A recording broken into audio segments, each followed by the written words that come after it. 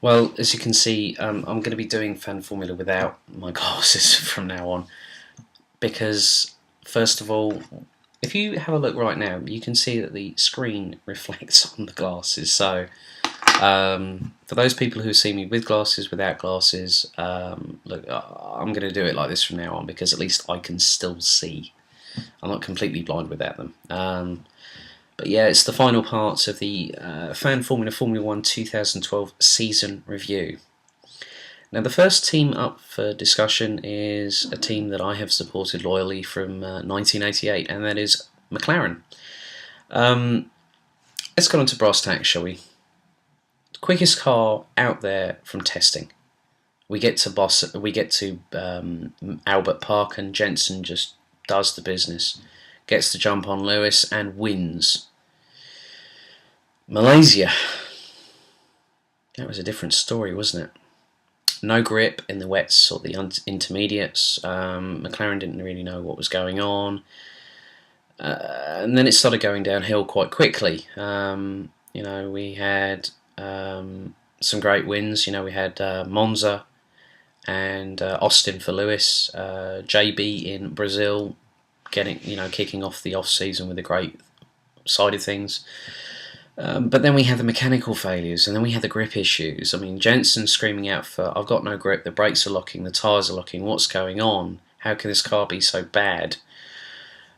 Really, really showed into perspective that you can be a top-ranking team, but you can sometimes, as Ferrari found out very, very quickly, you could have a dog of a car or you could have a brilliant car, and either way, you could still have a really crap season.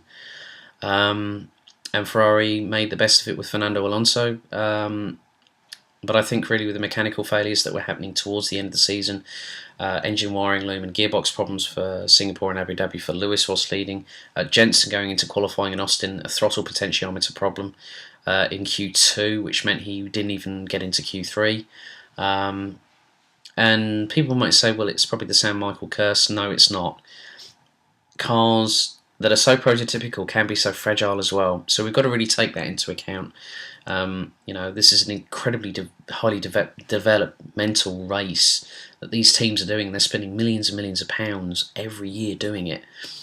Trying to eke the best amount of performance out of the vehicle. So it's not probably a fact that they weren't trying. I think it was just that things just started happening that they hadn't have happened for years. But I think the biggest moment that really, really shocked me was Lewis's tweeting confidential data.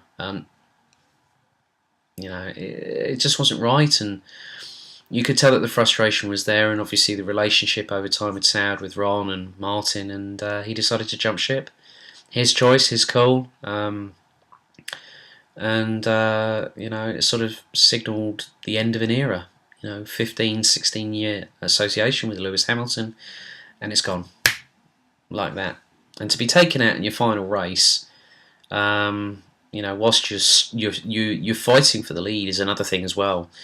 But it just showed the character of Lewis Hamilton, that he was wanting to move on, have a new challenge, and do something different. And I respect him for that. And good luck to him. But we'll see what obviously Perez and Jensen have to bring to the table for 2013, because they'll complement each other very well. I'm looking forward to that. So onwards and upwards, hopefully for 2013. I seem to have gone. I'm going to try and do a bit of a longer fan formula this time. So let's talk about Sauber, shall we? Great to see that Manisha Kaltenborn's getting the recognition she deserves and is now the first female team principal in Formula 1. Very astute, very intellectual lady. And I think she'll go on to great things. Obviously we saw the Sauber Chelsea tie-in, so football and Formula 1 being tied in together for the very first time.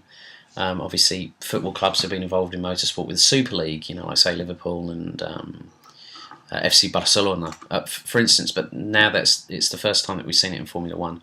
Sergio Perez, very, very impressive when it came to Malaysia. Having the quickest car by at least 2 seconds a lap, and quickly catching a very, very astute but very, very commanding Fernando Alonso. Now I've got 3 words, and this is all I'm going to say on the matter, is delayed radio transmissions.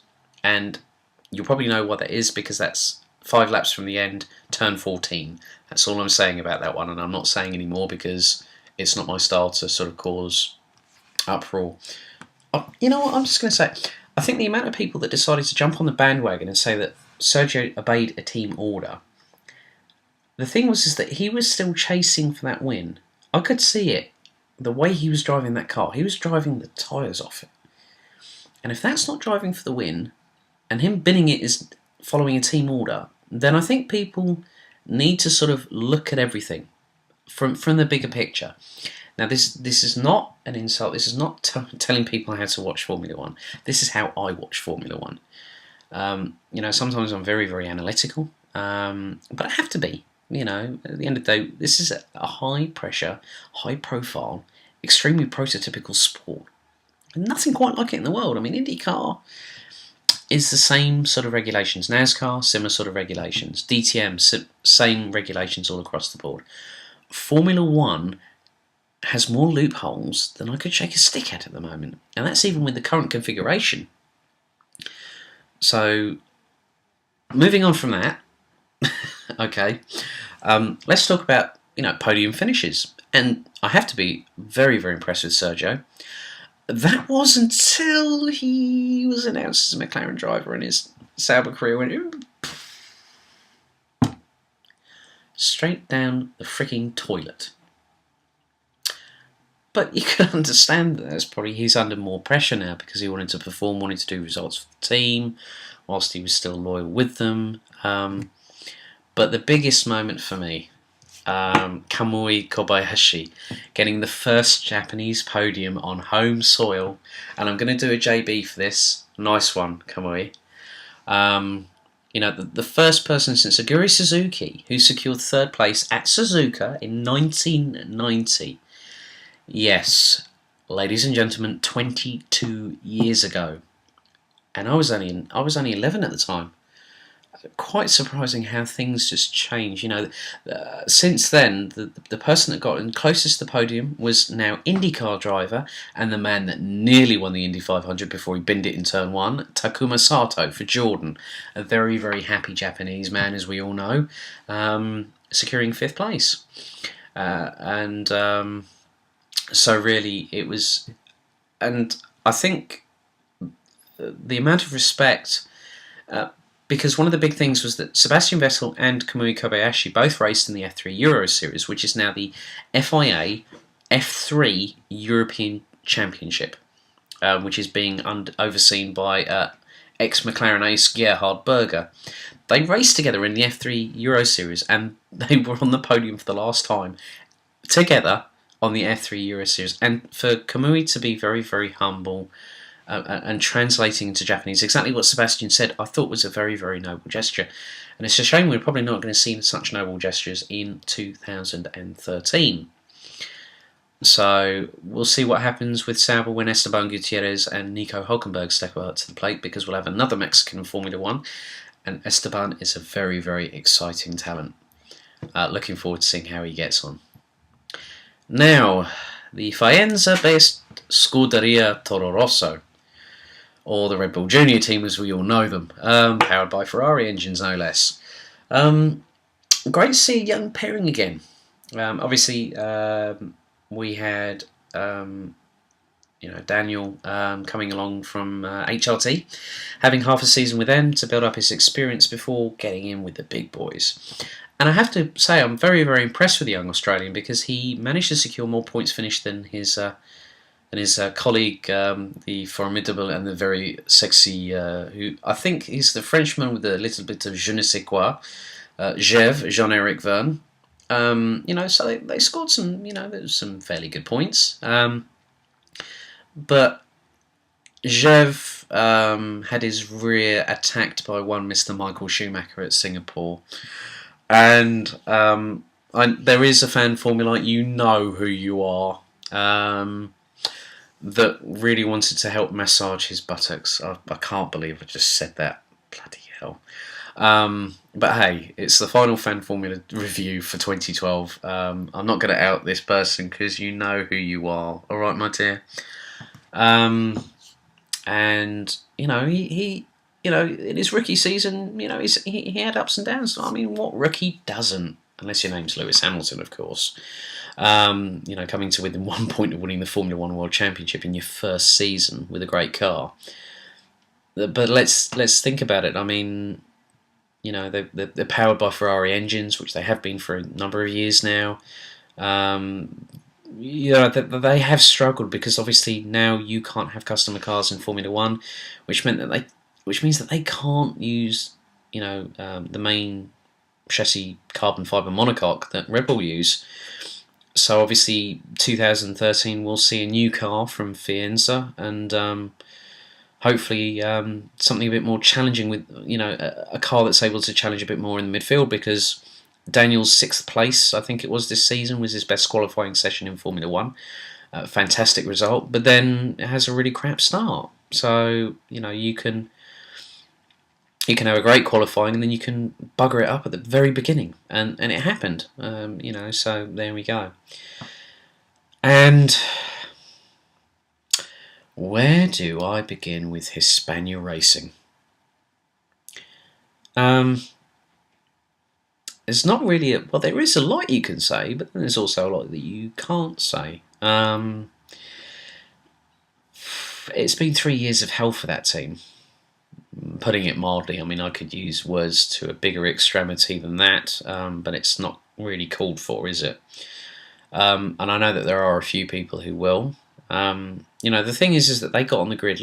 Let's not forget, they through all the trials and tribulations that Hispania Racing, or Campos Meter F1 as it was originally going to be called, has had more owners than I've had hot dinners. There's been more infrastructure changes than drawing a rabbit out of a hat. It's just like the list just goes on and on and on. Lack of finance, change of ownership, change of facility, change of location where they're based. Thyssen Capital were the biggest financial backer of Hispania.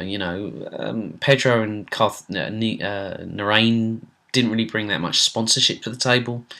They were sort of becoming more of a Spanish team. Fine. You bring on board former Formula One driver Luis Perez Sala.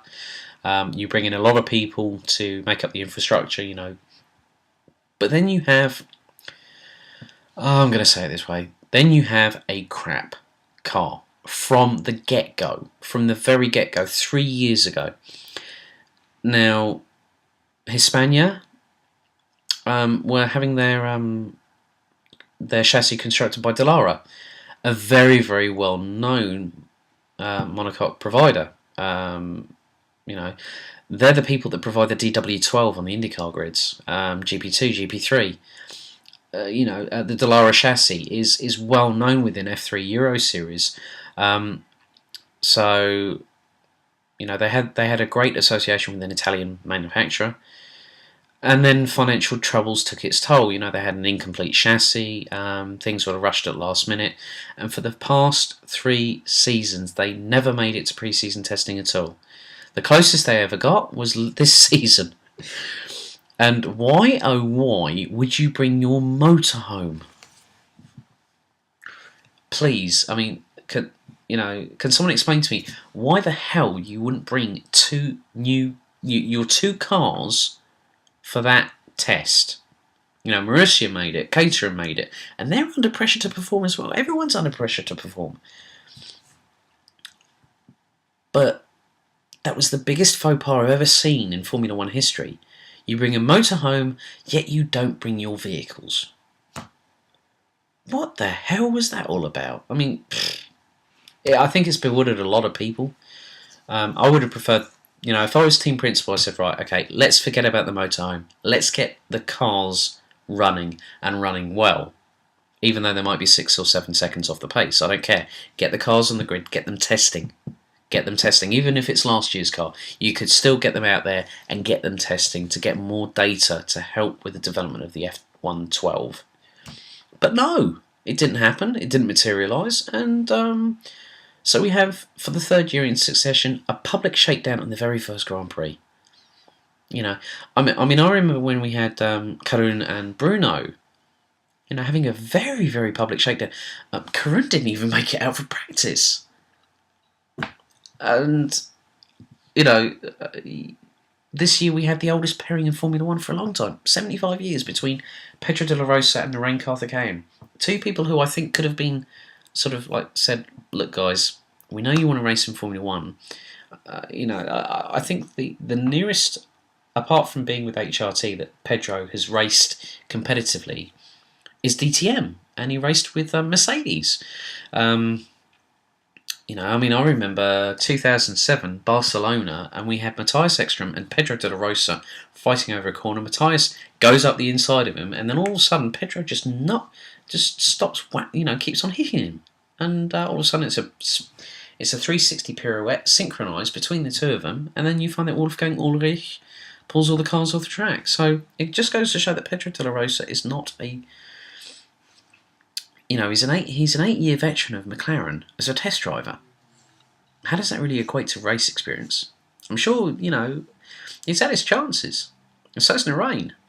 But we could have had some younger talent, which could have actually have helped them, bring some more sponsorship to the table. But you win some, you lose some. And that's all I'm going to say on HRT. I could write a book. I think most people, between us, we could write several books on HRT. I've got nothing against them. I think that they've done a valiant effort, even with financial difficulties. But there are teams that could have done the job better.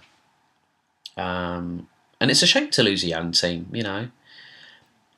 But economies, the economy of the world is not that great at the moment. We're possibly in the midst of a triple dip recession. So make your own judgments, my good fan Formulites and my good friends out there, because that's it from me for the 2012 Formula One season review here on Fan Formula. And looking forward to catching up with a few fan Formulites at Autosport International next week. Catch you all soon. Have a great weekend. And it's arrivederci from your glassless friend for the moment, but I'll be putting them back on as soon as I stop. Okay, see you later.